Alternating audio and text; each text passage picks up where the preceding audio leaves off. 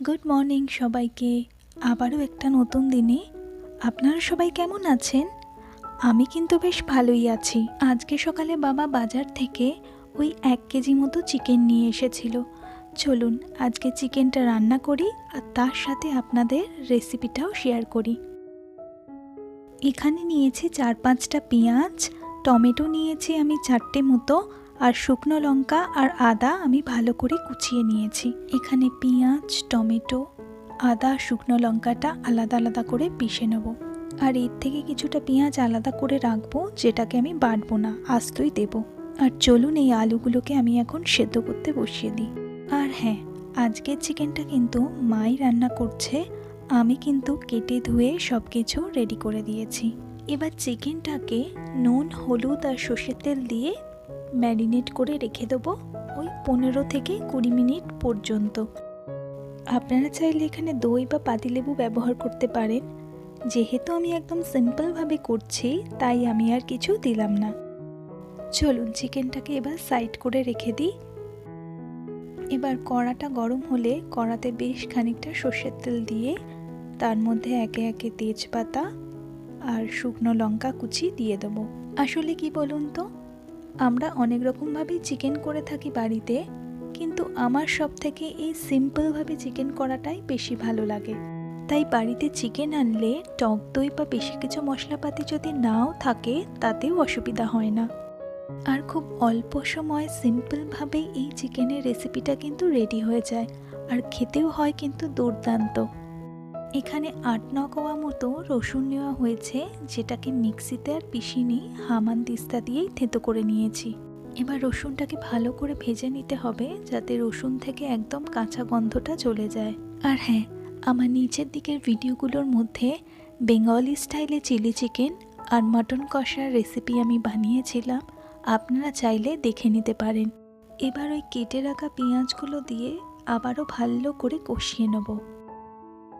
এখন ইউটিউব আর ফেসবুকের যুগে সবাই মোটামুটি কম বেশি রান্না করতে পারে, তবে আমি রান্নাবান্না শিখেছিলাম আমার স্কুল লাইফে, কিছুটা ওই মা দিদার দেখে আর কিছুটা নিজে থেকে। তবে এই রান্নাবান্নাই যে একদিন আমার ভালোবাসায় পরিণত হবে সেটা তখন বুঝিনি অবশ্য। পেঁয়াজ ভালো মতো ভাজা হয়ে গেছে। এবার ওই আদা আর শুকনো লঙ্কা যেটা পেস্ট করে রাখা ছিল সেটাকে এবার দিয়ে দিতে হবে। আপনারা কিন্তু চাইলে এখানে শুকনো লঙ্কার পরিবর্তে কাঁচা লঙ্কাও ব্যবহার করতে পারেন। যেহেতু আজকে আমরা রান্নাটা একটু ঝাল ঝাল করে খেতে চাইছি, তাই এখানে আমরা শুকনো লঙ্কা ব্যবহার করেছি। মনে হচ্ছে শুকনো লঙ্কা আর আদাটা ভালো মতো ভাজা হয়ে গেছে। এবার এখানে মা পেঁয়াজ বাটাটা দিয়ে দিচ্ছে। পেঁয়াজ বাটাটা দিয়েও কিন্তু ভালো করে কষিয়ে নিতে হবে, না হলে পেঁয়াজের কিন্তু ওই কাঁচা গন্ধটা থেকে যাবে। এই চিকেনের রেসিপিটা রান্না করতে কিন্তু আজকে কোনো জল ব্যবহার করা হচ্ছে না, কারণ পেঁয়াজ আর টমেটো বাটা থেকে প্রচুর জল বেরোবে, তাতেই মাংস নরম হয়ে যাবে। আর যেহেতু এখানে পেঁয়াজ বাটা টমেটো বাটা দেওয়া হচ্ছে, তার জন্য ঝোলটাও একদম পাতলা হবে না, তাই খেতেও বেশ ভালোই লাগবে। আর আপনারা কারা কারা বাড়িতে এরমভাবে চিকেন বানান, কমেন্ট করে আমাকে জানাতে ভুলবেন না কিন্তু।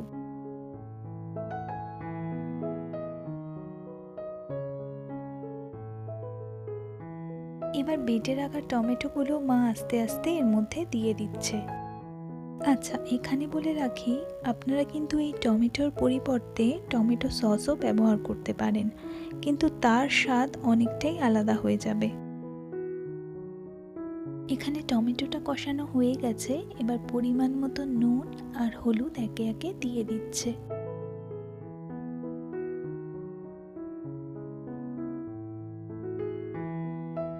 আচ্ছা, আপনারা কোথা থেকে আমার এই ভিডিও দেখছেন আর আপনাদের আমার এই ভিডিও কেমন লাগছে কমেন্ট করে জানাতে ভুলবেন না কিন্তু।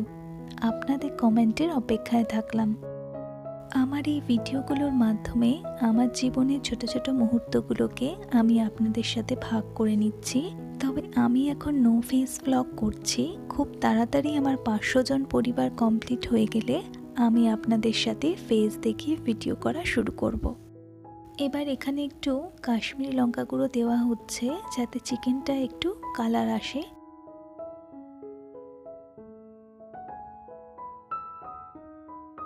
এবার ওই ম্যারিনেট করে রাখা চিকেনগুলো আস্তে আস্তে কড়ার মধ্যে দিয়ে দিতে হবে।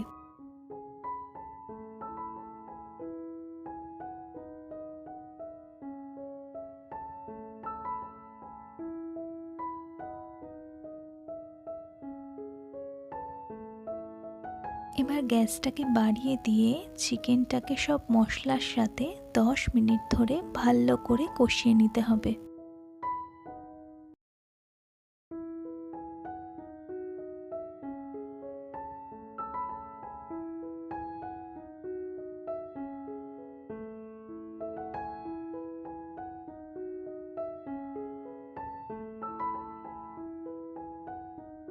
এবার গ্যাসটাকে একদম লো করে দিতে হবে আর চিকেনটাকে ঢাকনা দিয়ে 20 থেকে 25 মিনিট পর্যন্ত ভালো করে সেদ্ধ হতে দিতে হবে।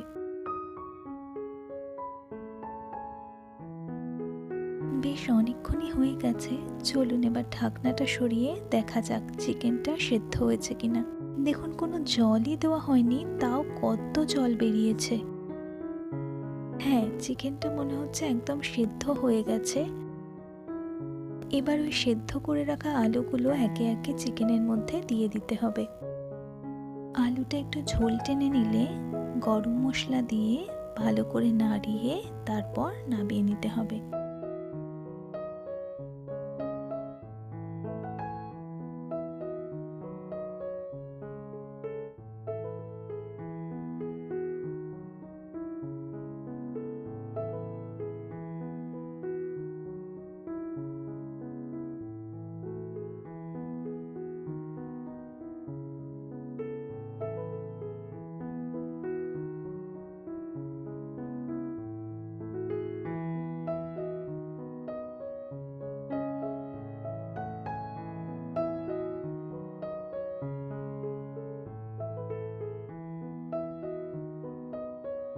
রেডি হয়ে গেছে চিকেন কষা।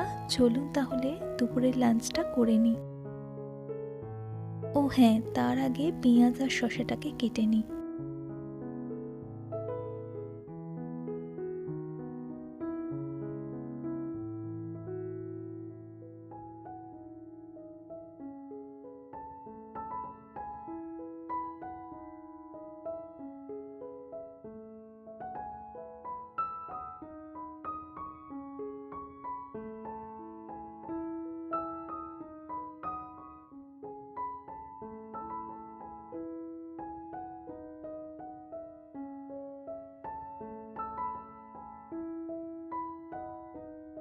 ইউকিরও দুপুরের লাঞ্চ হয়ে গেছে, তাই আমি আর ইউকি একটু ছাদে এসেছি ওই একটু পায়চারি করতে। কিন্তু ছাদে এত রোদ আর গরম যে বেচারার খুবই কষ্ট হচ্ছে। আমরা নয় মানুষ, গরম হলে একটু হালকা পাতলা জামা কাপড় পরে থাকতে পারবো, কিন্তু ওদের বলুন তো কি কষ্ট। তাই আর বেশিক্ষণ ইউকিকে নিয়ে বাইরে থাকলাম না। তবে ও একবার ছাদে এলে আর কিছুতেই ঘরে ঢুকতে চায় না, সে যতই গরম হোক না কেন। কিন্তু একেবারে খেয়ে উঠে শুয়ে পড়াটাও তো ঠিক নয় বলুন। সন্ধেবেলা চায়ের সাথে একটু স্ন্যাক্স নিয়ে বসেছিলাম। ওই যেমন ডাল ভাজা, চিটবাদাম, আর এগুলো হচ্ছে চিকেন ভুজিয়া। স্কুল লাইফে খুব খেতাম আমি এগুলো। আপনারাও কি চায়ের সাথে আমার মতো টুকটাক স্ন্যাক্স খেতে পছন্দ করেন? তবে একা একা আমি চায়ের সাথে বসে বসে স্ন্যাক্স খাবো তা কি করে হয় বলুন।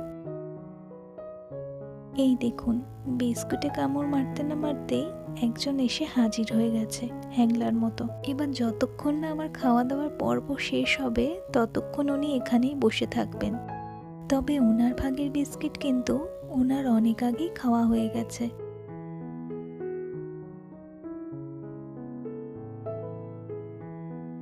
বাইরে একটু হালকা হালকা হাওয়া দিচ্ছিল, তাই ভাবলাম একটু ঝটপট করে পেঁয়াজি বানিয়ে নিই। এখানে অল্প করে বেসন নিয়ে নিয়েছি, তার মধ্যে পরিমাণ মতো নুন মিশিয়ে নিয়েছি। এবার কুচি করে কেটে রাখা পেঁয়াজ আর বাঁধাকপিটা দিয়ে ভালো করে মিশিয়ে নেব। আমি এখানে জল ব্যবহার করছি না, কারণ পেঁয়াজ আর বাঁধাকপির মধ্যে অলরেডি অনেকটা জল আছে। দেখুন জল ছাড়াই কত সুন্দর করে মেখে গেছে, তাই না? একদম অল্প করে আমার মতোই করছি, তাই আর লঙ্কা দিচ্ছি না।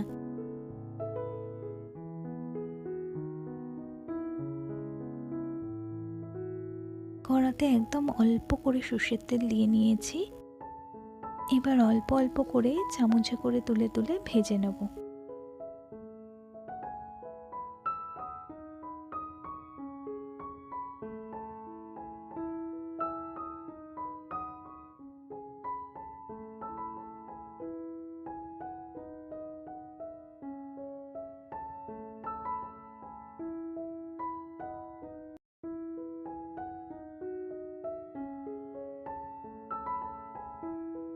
আমি কোনো কিছু ভাজলে বেশিরভাগ সময় সর্ষের তেলেই ভাজার চেষ্টা করি, কারণ সর্ষের তেলটা খেতে আমার বেশি ভালো লাগে সাদা তেলের তুলনায়। পেঁয়াজি আমার ভাজা হয়ে গেছে, ভাবছি এর সাথে একটু কড়া করে লিকার চা করে নিই। চলুন তাহলে চা খেতে খেতে আজকের ভিডিওটা এখানেই শেষ করছি। ভিডিওটা কেমন লাগলো আমাকে নিচে কমেন্ট করে জানাবেন। আর যদি ভিডিওটা ভালো লেগে থাকে লাইক, কমেন্ট আর সাবস্ক্রাইব করতে ভুলবেন না কিন্তু। দেখা হচ্ছে পরের ভিডিওতে, ততক্ষণ পর্যন্ত ভালো থাকবেন।